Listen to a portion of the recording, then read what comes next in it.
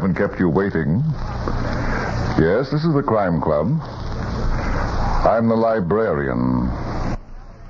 Sometimes a sucker wins. Yes, we have that story for you. Come right over.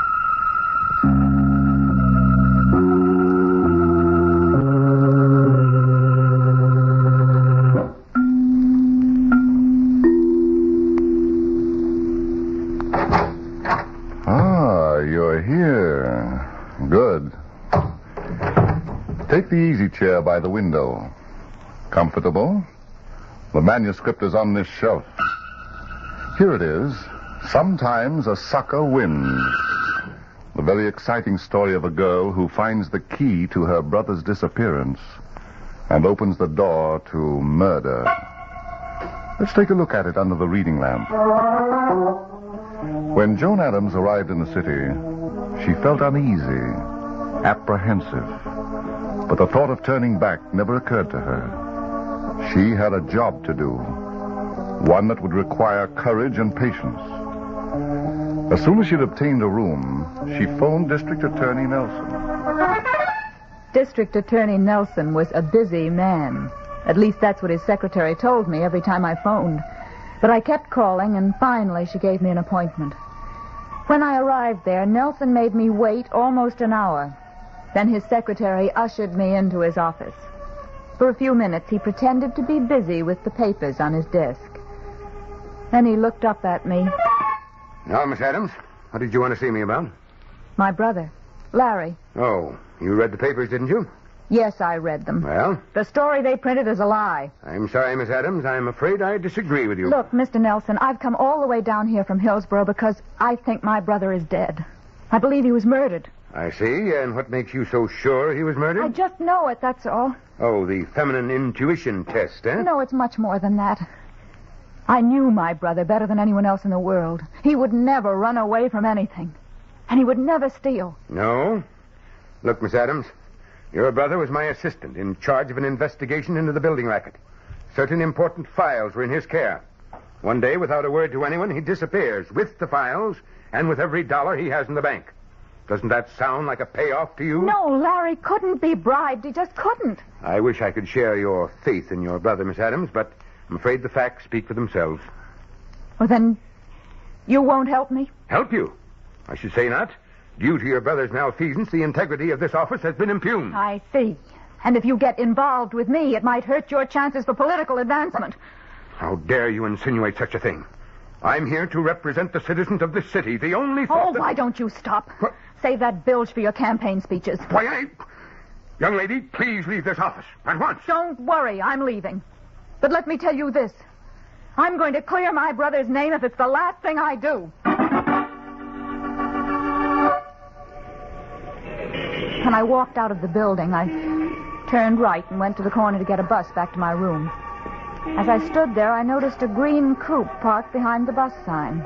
There was a man at the wheel. As I looked in his direction, he pulled his hat brim low over his eyes and slouched down in his seat. Then the bus came along.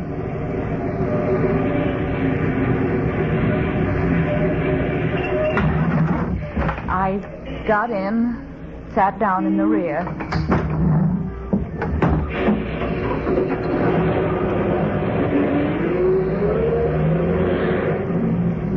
After we started, I happened to glance out the rear window.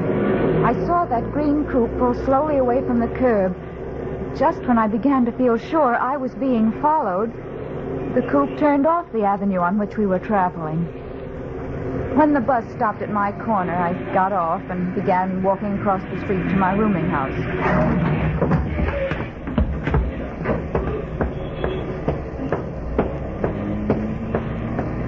I was about halfway over when I heard the motor.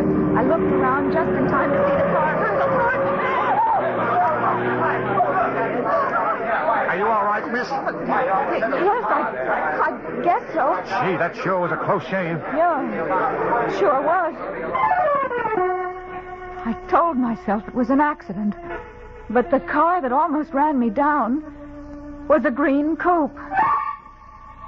When I got up to my room, I was frightened and discouraged. I had only one clue. A month before, in a gossip column syndicated in the Hillsborough paper, Larry had been linked with Roxy Haver, the burlesque queen. When I'd written him about it, he'd laughed it off. I looked up Roxy Haver's number in the directory, and then I called her. Hello? Hello, Miss Haver? Yeah. This is Joan Adams. Who? Joan Adams, Larry's sister. You remember my brother, don't you? Well, yeah. I guess everybody does. But, I mean, you knew him. Me? Whatever gave you that idea? Well, I read about it in Guy Gilmore's column, about a month ago. Oh, that. That was just some publicity dreamed up by my press agent. But Larry wrote me it was true. Now, look, honey, maybe he did, but he was just stringing you. If I had $1 for every guy who claimed he went out with me, I'd have picked up more dough than Stymie. I know. Sorry, honey, I gotta hang up now. Wait. Yeah? Miss Haver, you're the only lead I have. I've got to see you. Huh? I'm coming down to your hotel right now. You're what? Say, don't you understand English? I told you I never knew your brother. I said I'm coming right down. Wait a minute, I'll see you. You know where the Market Street subway station is, don't you? Yes. Okay, I'll meet you there in half an hour. I'll be near the newsstand at the rear of the platform. Right. Goodbye.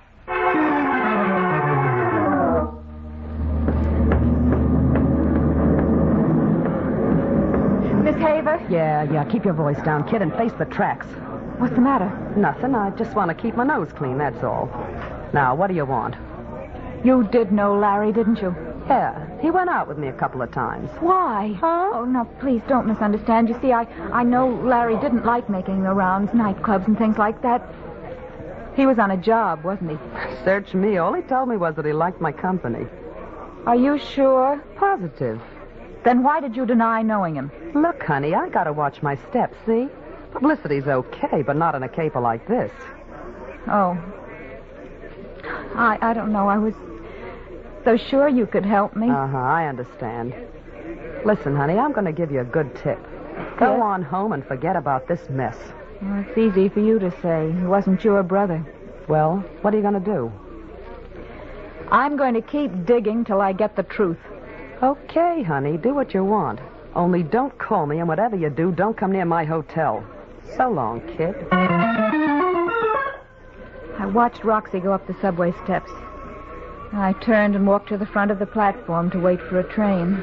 All right, everybody, take it easy. Keep back. Keep back, will you? The platform was crowded and everyone surged forward. Then just when the train was coming into the station, someone in the rear pushed me. Hey, what's the matter with you, miss? You trying to get yourself killed? Someone pushed me. Huh? Who? I don't know. You don't know, huh? If you ask me, I think you were trying to jump, but you lost your nerve. Trying to? Well, you're crazy. Not me, sister. Now, come on, beat it before I call a cop. Come on, get going. That subway guard didn't know it, but he'd given me an idea. I went down to police headquarters. When I told the desk sergeant my name, he sent me in to a Lieutenant Calvin. Calvin listened to my story in silence. His eyes were cold, skeptical. That's quite a story, Miss Adams. But it's true, every word of it. I'm not saying it isn't. But even assuming the facts, there's the possibility that both incidents were accidental. Oh, but I tell you, they couldn't have been accidents. Someone is trying to prevent me from finding out what really happened to my brother. I know what happened to him. You do? Yeah. You see, you were sent to me because I'm in charge of the Larry Adams case. Your brother was paid off, and now he's hiding out. You too, huh? Yeah, me too. I'm convinced of it. Of course. You couldn't possibly be wrong, could you? No. Miss Adams, I'll let you in on a little secret. A report's in that your brother's been seen in Mexico. I don't believe it. If Larry were alive, he'd communicate with me in some way. Not if he were wanted. I tell you, he would. Have it your own way. You know, Miss Adams, you've been annoying quite a few officials by poking around in this matter. I thought I'd put you wise so you wouldn't waste your time. I'm not wasting my time. I'm determined to clear my brother's name. Maybe so. But if you're smart, you'll catch the next train home. That sounds like a warning, Lieutenant. It is. You see, I'd hate to see a pretty girl like you get hurt. After seeing Lieutenant Calvin, I was more determined than ever to vindicate my brother. Calvin had done nothing to encourage me, except in one way. I was annoying people with my poking around. Perhaps I'd annoy the right person. A few days later, I got a telephone call. Hello? Hello, is this Joan Adams? Yes? Who is this? Never mind. I understand you want to know something about your brother. Yes? I know something, baby. Hello, you still there? Yes, I'm here. It's just that What did you want to tell me? Not so fast, baby. I don't talk on the phone. Oh, well, where can I see you? There's a little place called the Blue Swan at South and Main. Meet me there tonight at 7:30. I know what you look like. Just sit in the booth and wait, okay? Yes. Just one little thing. I don't want any other company. What do you mean? Don't invite any cops. I don't like them. Don't worry. Neither do I. Good. Okay, see you tonight.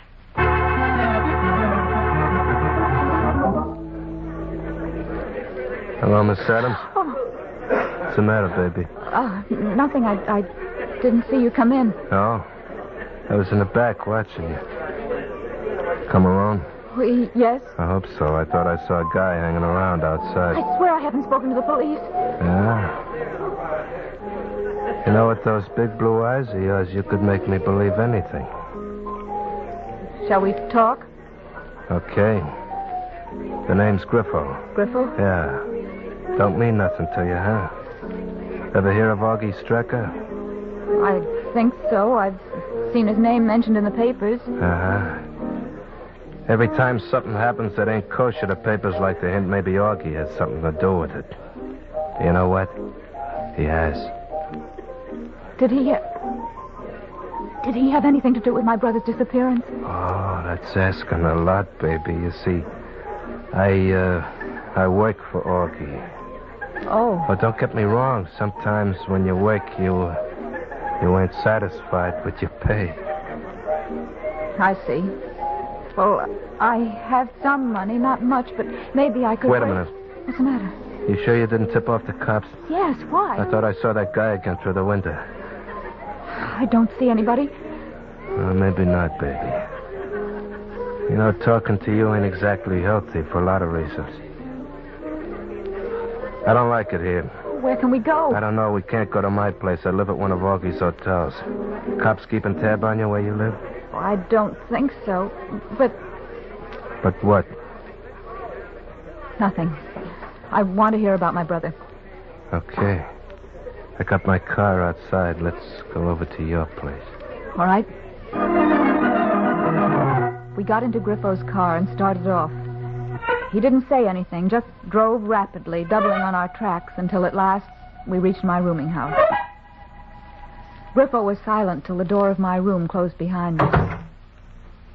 Yeah. Now maybe we'll be alone. What are you looking for? Just checking to see that you haven't planted a listening device or two. Well?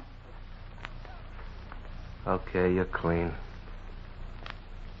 Mind if I sit on this sofa with you? No. Thanks. I'll just put this heater on the coffee table. You know, just in case. Do you always carry a gun? Yeah, it comes in handy. Well, let's talk. You were saying that you haven't got much dough. No, I haven't. Just about $800. That all? Yes, but maybe I could raise some more. How much? Well, I don't know. I'd have to have time. That's not so good. Anybody ever tell you you're a looker? No. Cut it out. You don't have to play cute with me. Come here. Oh, please. You know, baby, money ain't everything. Now, maybe we can work this out. Please, I'll get the money. Forget the dough. Now, come on, baby. You don't want to play hard to get, do you? I said don't. All right. Give me that gun. Give it to me. Ah! It was only after he fell that I felt the gun in my hand. I stared at it, and then I dropped it. I sat watching the red stain on Griffo's shirt. I don't know how long I sat there. Suddenly there was a knock on the door.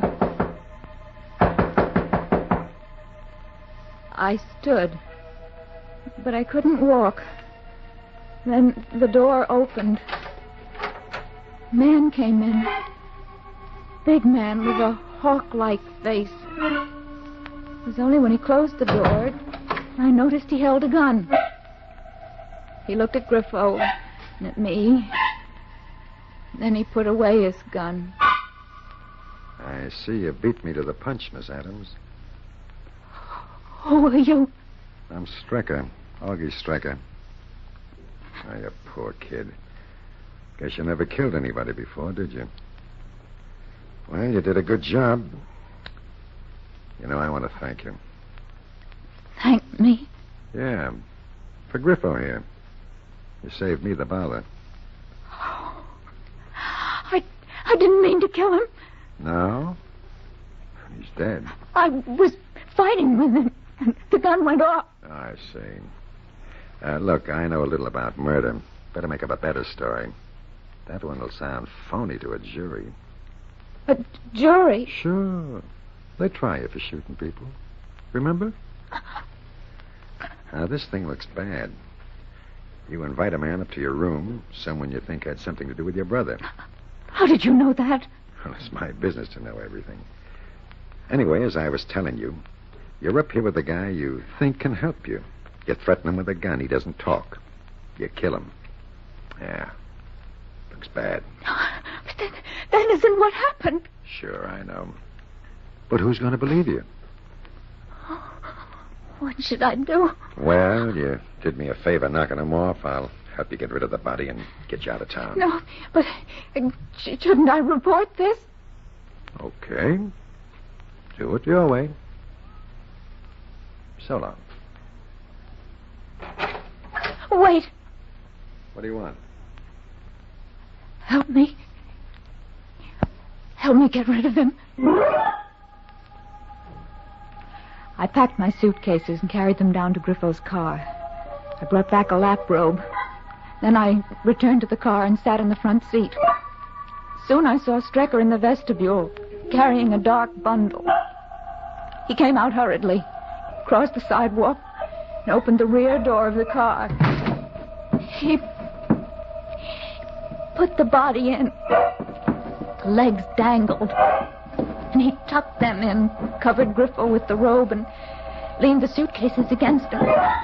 Slammed the door shut, got in alongside of me.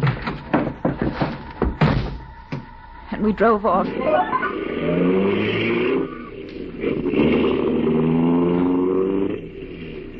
You come from Hillsborough, don't you? Yes. I'll drive you to the Westbridge station. We'll just about make the 923. What are you going to do with Griffo? Oh, don't worry about that. I always take good care of anybody who tries to double-cross me. Oh, by the way, Miss Adams, I'm buying you a one-way ticket to your hometown. Understand? Yes. Good. Something tells me you've got a lot more sense than poor Griffo. Strecker handled the wheel with a reckless disregard of traffic lights and a contempt for other drivers. There was one moment when I thought the car would overturn. It was at the railway crossing when we swerved to avoid hitting the gateman. When we reached the station, Strecker stopped the car, well out of the range of the lights there. Then he got out. You wait here, I'll get your ticket. All right. Please hurry back. Okay. Take it easy. He glanced in the rear of the car and then walked to the station. I felt like jumping out of the car and running. But I remembered what Strecker had said. And the way he looked when he said it. Then I heard footsteps approaching. I was glad to hear them. They stopped at the car and I looked up. Hello, Miss Adams. It was Lieutenant Calvin. He was standing there with his hand on the window watching me. And he looked into the rear of the car. Leaving town? Yes, Kinda sudden, isn't it? I guess so. You know, I went over to your house to see you. From what I saw there, I gathered you were leaving us. I didn't have much time to pack. I wanted to make the train. I see. I figured you'd be taking this one. I tore out here in a prowl car to catch you. Just about made it, didn't I? Yes. What do you want? Well, it's about your brother. My brother? Yeah. Remember that report I mentioned about his having been seen in Mexico? Well, they checked on it, and it's not true. Just one of those things. Oh. What's the matter? I thought I'd be in for at least as strong I told you so. No. As a matter of fact, Lieutenant, I've decided that you were right. You have? Yes, I guess I've just been foolish about things. And that's why I'm going home. I'm sorry you're leaving. Anything wrong, Miss Adams? What? No, Mr. Strecker, not at all. Hello, Augie. Hello. I didn't expect to find you here. No? Here's your ticket, Miss Adams. Thank you. Was there anything you wanted, Lieutenant? No, Augie. Not right now. And suppose you leave us alone. Okay. I'll be seeing you. Oh, and maybe you too, Miss Adams. So long. Calvin began walking away. And then he stopped. He looked at the rear of the car and started to walk back. Stricker. Yeah? Your tail light is out. If I were you, I'd have it fixed. I wouldn't want to have to pull you in, you know. Thank you, Lieutenant. From a distance, I finally heard Lieutenant Calvin drive off. I was still shaking. It was the sound of the train arriving that steadied me a little. Strecker got my suitcases out of the car.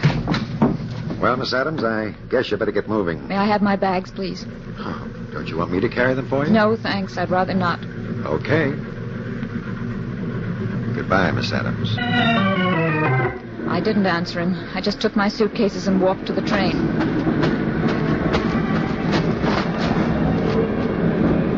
I could feel Strecker's eyes watching me until I got on.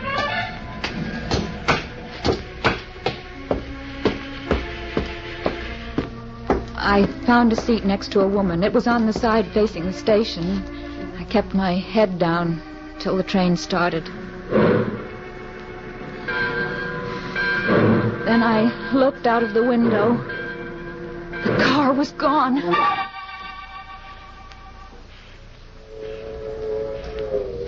Are you feeling all right, miss? What? I said, are you all right? You know, you look kind of shaky. No, I'm fine. I'm just a bit tired. Oh, gone far? Hillsboro. Hillsboro. I hear that's a nice little town. Yes, it's nice. I like small towns. It's much better than living in the city, I always say. It's more neighborly. Don't you think so? I'm sorry, I wasn't listening. Oh, that's all right. I know how it is. Sometimes a person doesn't feel like saying a word. Perhaps you'd like to read. Wait, I have a book. Here it is. Don't bother. Oh, nonsense. It's no bother. Go ahead, take it. It's awfully interesting. It's about a murder. What? Why, what's the matter? Where are you going? I got up and walked unsteadily down the car. The wheels of the train must have been listening to what that woman said, because they repeated it. A murder, a murder, a murder, a murder, a murder. I couldn't breathe. And suddenly the wheels screamed. The train shuddered and flung me to the floor. My head hit the top of the seat. And I was lost in darkness. When I opened my eyes, I had to close them again. The light was too bright. And I thought I'd seen a face very close. A face which didn't belong there. I waited a while, and then I slowly opened my eyes again. A man was bending over me.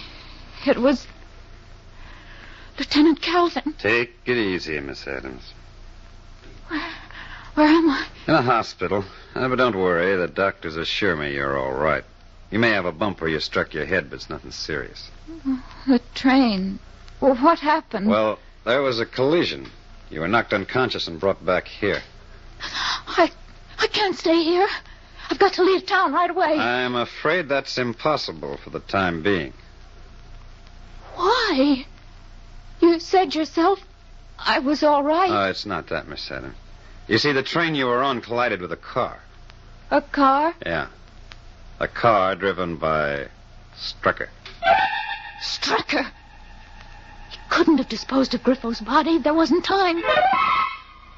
Calvin was staring at me with his cold eyes. You see, Miss Adams, on his way back from the station where the road cuts across the tracks, Strecker tried to beat the train to the crossing.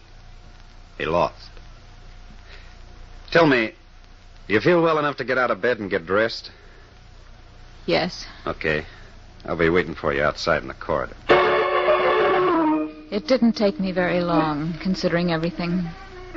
When I came out into the hall, I guess I swayed a little. Lieutenant Calvin reached out to take my arm, but I shook him off. Well, where do we go from here? To headquarters? No, we won't have to go that far. What do you mean? You just have to cross the hall into that room. A friend of yours is in there.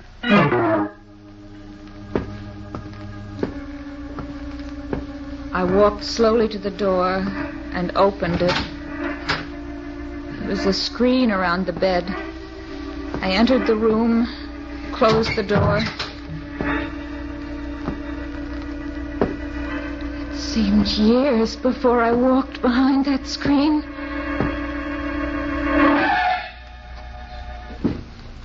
What do you say, baby? Griffo! Yeah, it's me in person. I'm a hard guy to kill, ain't I? Now, look, baby, I haven't much time. I want you to listen. Yes? Up in your room, I was talking to you about your brother. Yes. Strecker had him bumped off. Augie had Roxy Haver get in touch with him. She played it like she was a stoolie with info to sell. I told him to keep it quiet. Your brother was a sucker for it. He's in the river, near the bridge. Did you tell this to the police? No. But don't worry, baby. They're listening now. He made a gesture with his head, and I saw the wire along the wall. There was a listening device in the room. I don't care this time. Is Strecker dead? Yeah. He always was a lousy driver. I told him to let me take the wheel. But how could you? With that bullet in you. Bullet. That's good. That's a hot one. I thought you were wise by now. Wise? Yeah. It was like the green coupe and that subway job. You see, up in your room we gave a performance. A blank cartridge and a red stain. To bluff a sucker out of the game. But you know, baby, sometimes a sucker wins.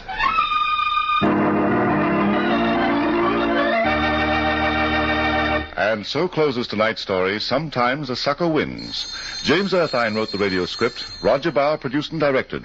Joan Tompkins played the part of Joan. The cast included Sidney Smith, Larry Haynes, Arthur Vinton, Cameron Prudhomme, and Anne Loring. Oh, I beg your pardon. Hello, I hope I haven't kept you waiting. This is the Crime Club. I'm the librarian. Yes, come over a week from tonight.